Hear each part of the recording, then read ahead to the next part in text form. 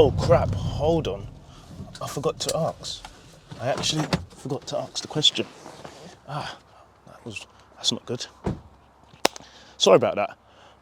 I'm gonna ask you a question.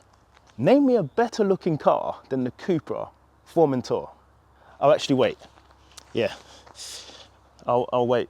I'll wait for you. Does the virtual tailgate work on this? Oh, akrapovic, or akrapovic. Could you name one? If so, leave it in the comment section below. And if the comment section is empty, then you already know that you can't beat the Cupra Formentor when it comes to looks and when it comes to standard power. Standard from factory. We're gonna enjoy this. Yeah, boy. Yes, sir. Yes, sir. Oh, I told them they won't be able to beat it. I told them. This is what I've been trying to tell them from day one. But no one wanting to listen. That's the problem. That's the problem. Oh, listen to that. No one wanted to listen, but that's their business. That's their business. See them later.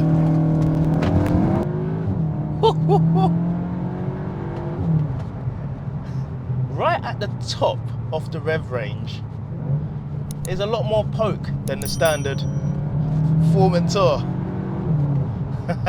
And as mentioned, that is because Cupra have teamed up with ABT and decided to give you some standard upgrades, if that makes sense. And the reason why I word it like that is because 9 times out of 10, if you are a tinkerer, that means you like to modify your car. You get your car standard from the manufacturer, and then you start adding splitters, tuning boxes, all of that sort of malarkey.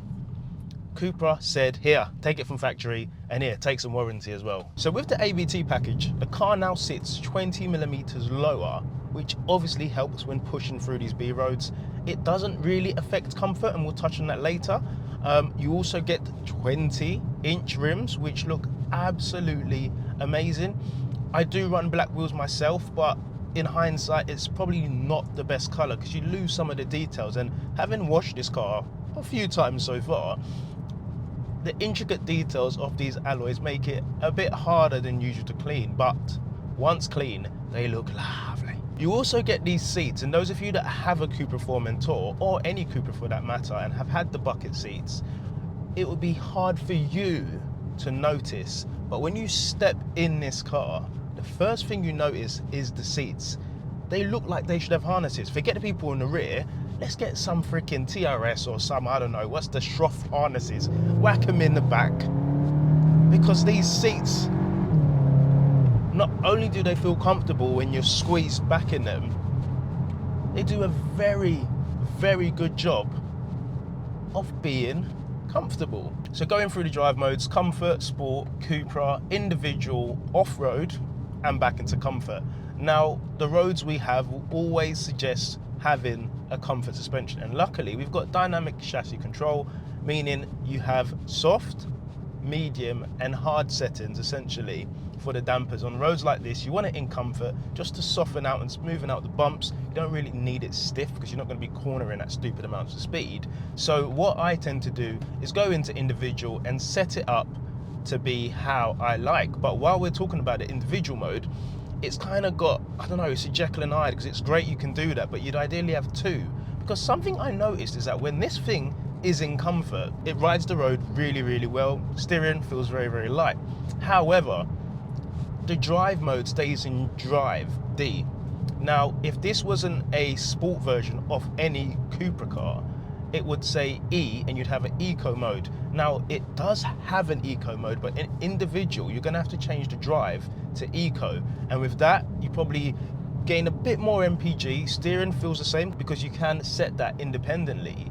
However, when you then wanna go back into sport for roads like this, you can't have the sport throttle without going back in, going to the pressing on the car, going into drive profile, going into individual, configuring it to be back how you'd like it. Having a drive mode button on the steering wheel is amazing because it means at any point when John gives you the nod on the motorway for a little pull up the slip road, obviously, to 70 or 68. You just need to do boom, boom, kazoom. Let me show you. Again, cruising along here in comfort, or individual, or actually comfort, just say comfort. And then, obviously with the family, you're driving along, you're on your way to Scotland, and then John gives you a look. Oh, is that the Cupra? Yeah, mate, Cupra. 310 horsepower. Yeah, 310. Meanwhile, he doesn't know you got an ABT tune. And then the 370 just comes in like this.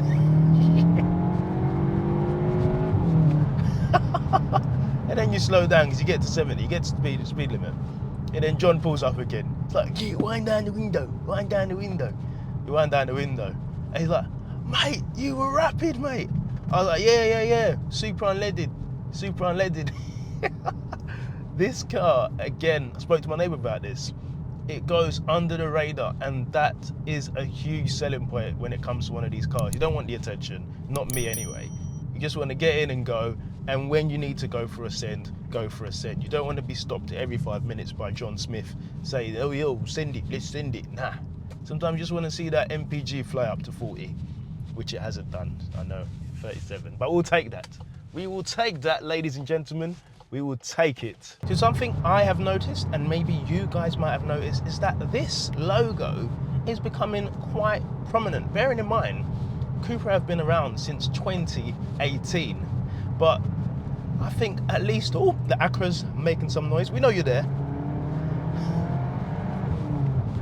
It's been around since 2018, and it's becoming even more popular because people are stepping into these and realizing that essentially you're driving a bit of Audi, a bit of Volkswagen, a bit of Skoda, if you're interested in that.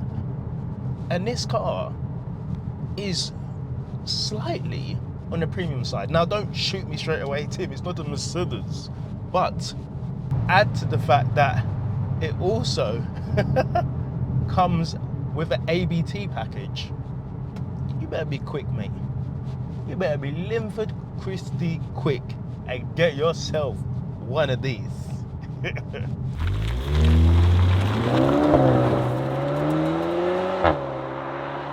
Previous Formentor we had on the channel did the 0 to 60 in 4.58, 4.6 to give this a fighting chance.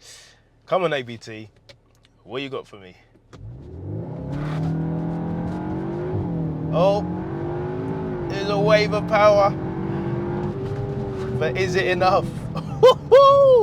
So when I say it just about pipped it, I mean it. It did a 0 to 60 of 4.49 and an impressive 0 to 30 of 1.63. Just about. Again, all of this power isn't really about the 0 to 60. It's when you're up in the rev, so yeah, give it a break.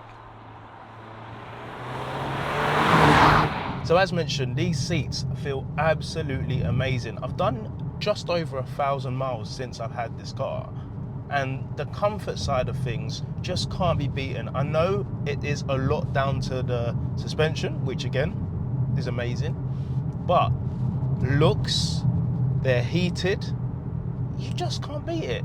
You just can't beat it. And like I said, when you do find your favorite B road and you squeeze that throttle, you're not bouncing around at all. And dare I say, if this was my go-to car, one and only, so it would tick the boxes as family friendly, the boot's big enough, the rear space is big enough, it's soft when you need it, and hard when you need it, easy now, I would probably take this car on track. It's lowered, so essentially the lower center of gravity is going to help you in cornering, and it's got enough poke to not get in the way of the catering boys. It's just perfect.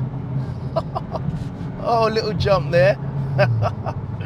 Yeah, it really does give you that premium feel, and that's not taking anything away from the standard VZ3. I always want to say Z3, but it's the VZ3, because again, the bucket seats on that are good, but these are top notch, a step above.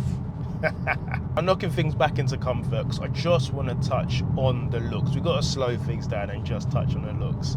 When I say this could be my favorite SUV, I have very good reason to say so.